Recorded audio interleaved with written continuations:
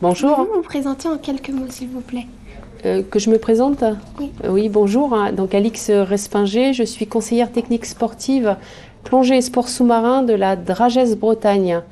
Donc c'est la représentation du ministère des Sports en région Bretagne qui est rattachée au rectorat à l'Éducation nationale.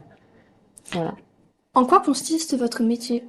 En quoi consiste mon métier? Donc c'est une question intéressante. Donc au départ, je suis éducatrice sportive. Donc j'ai passé des diplômes d'État en plongée sous-marine. Voilà. Pour exercer le métier que j'exerce aujourd'hui, j'ai passé un concours qu'on appelle le professorat de sport. C'est différent du professorat d'EPS par rapport aux enseignants dans les établissements scolaires.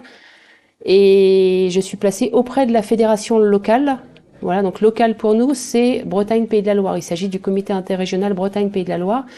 Et l'émission consiste en l'application, la conduite ou l'aide à la conduite des politiques sportives, notamment de l'État, auprès de la fédération, qui est une fédération délégataire.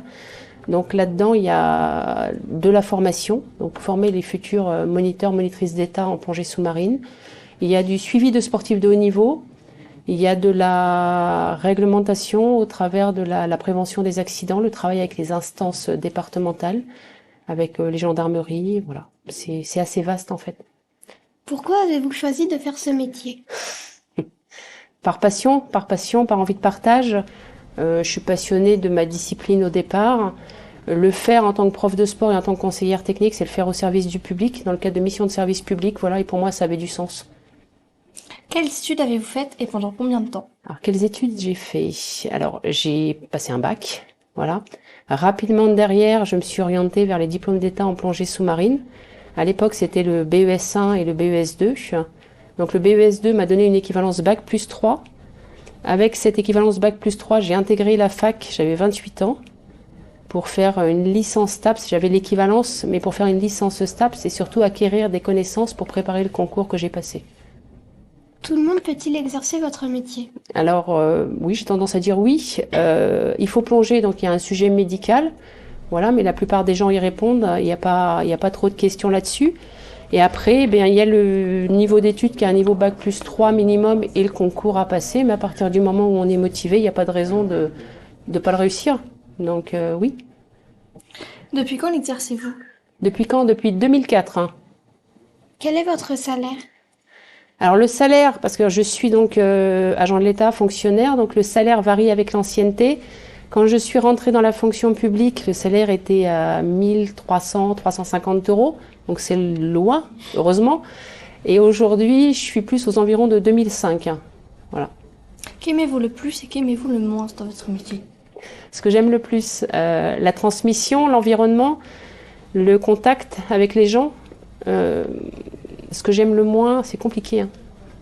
C'est compliqué. Je suis pas sûre qu'il y ait quelque chose. Il y a des jours où on peut être un peu fatigué, mais je suis pas sûre qu'il y ait quelque chose que j'aime le moins.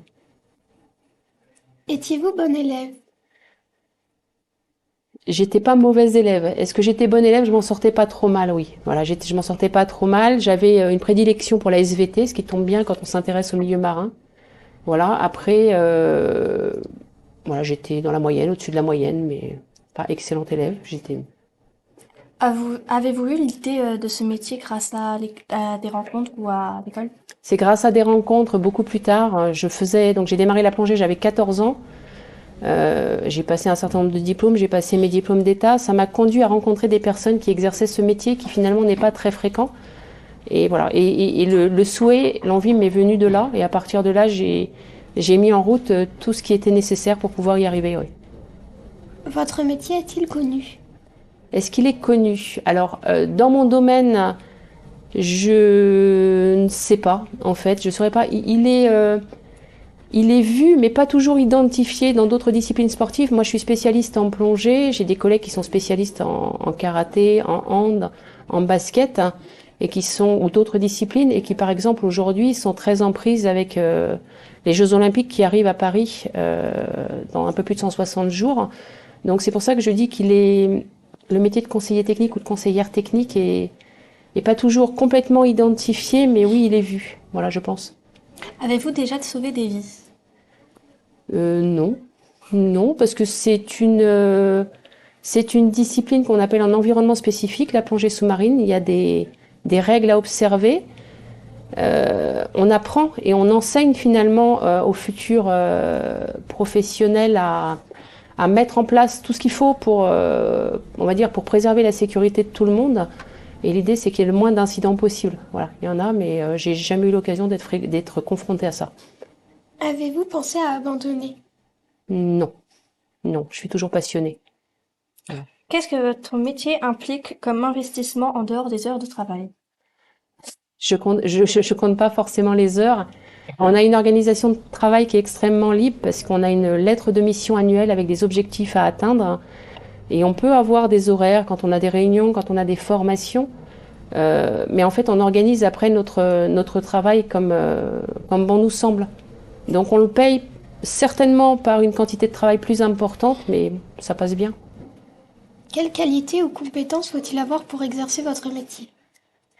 Alors quelle qualité? J'ai envie de dire une certaine forme de souplesse. C'est un métier où on est en relation avec des élus fédéraux, où on appartient à l'administration et on a à répondre aux objectifs de l'administration aussi. On peut être en contact avec la gendarmerie, la préfecture maritime, des préfectures de département. Donc il y a une capacité d'adaptation et de compréhension, on va dire, de son environnement et des autres qui est extrêmement importante. Voilà, Travaillez-vous seul ou en équipe? les deux. Les deux, mon capitaine. La formation des futurs professionnels de la plongée, c'est un travail qui ne peut se faire qu'en équipe. Et tant mieux avec le soutien du réseau des professionnels sur la région Bretagne. On peut pas faire ça seul. Parfois, je suis sur des dossiers, on va dire, où je peux être un peu plus seule. Quand je travaille sur des dossiers avec le CIBPL, ça se partage entre le travail en équipe, certains moments de regroupement et puis des moments peut-être plus seuls. Voilà, c'est varié. Il y a les deux. Est-ce que ce métier se transmet de génération en génération? Comment répondre à ça? Non, je ne pense pas. Je pense pas, non. Je pense pas. Il y avait personne qui plongeait dans ma famille, en fait. C'est quelque chose qui est venu de moi.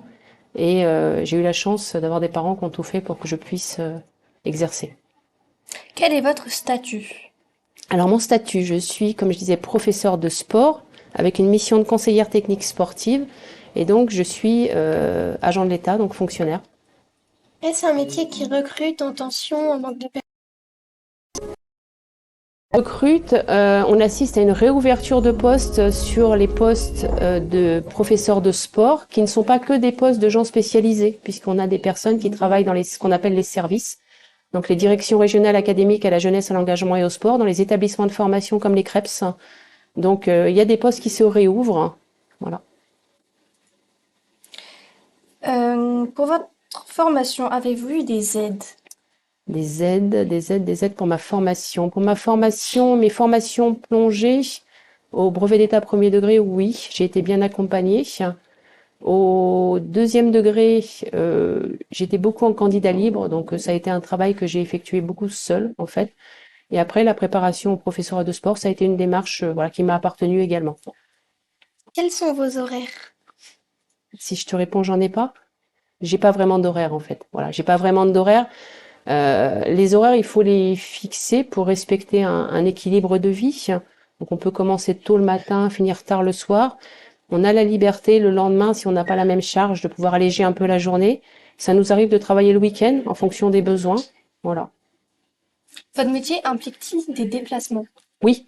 Alors des déplacements sur la région Bretagne, entre Rennes, Trébeurdin, Dinard, Lorient, et d'autres coins en fonction des besoins. Je peux aller sur Nantes. Le territoire va jusqu'à la limite de la Vendée. En fait, le territoire fédéral jusqu'à la limite de la Vendée.